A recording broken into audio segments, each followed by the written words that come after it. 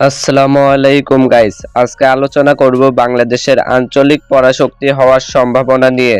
ভৌগোলিক দিক থেকে বাংলাদেশ স্বাধীন, সমুদ্র বাণিজ্য করার জন্য কোনো দেশের উপর নির্ভরশীল নয়। তাছাড়া এমন একটি অবস্থানে রয়েছে যেখানে ভারত ও বাংলাদেশের ভৌগোলিক অবস্থান নিকট ধরাশায়ী। তাছাড়াও বাংলাদেশের রয়েছে বিশাল জনসংখ্যা, অর্থনৈতিক সেক্টরেও ভালো করার সুযোগ রয়েছে।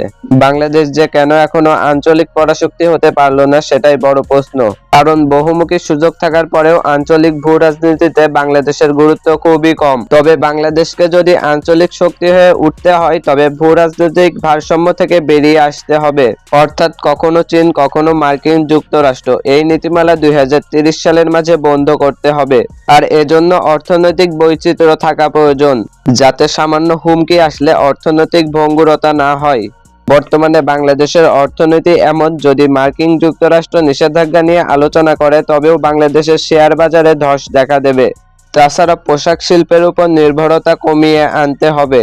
আর সবচেয়ে গুরুত্বপূর্ণ, সামরিক শক্তির দিকে মনোযোগ দিতে হবে।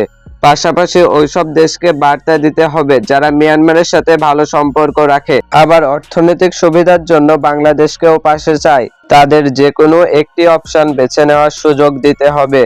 আজকের মতো এখানেই বিদায়, দেখা হবে পরবর্তী কোনো ভিডিওতে নতুন কোনো বিষয় নিয়ে। ততক্ষণ ভালো থাকবেন, সুস্থ থাকবেন, আমাদের চ্যানেলটি সাবস্ক্রাইব করে আমাদের পাশেই থাকবেন। আসসালামু আলাইকুম।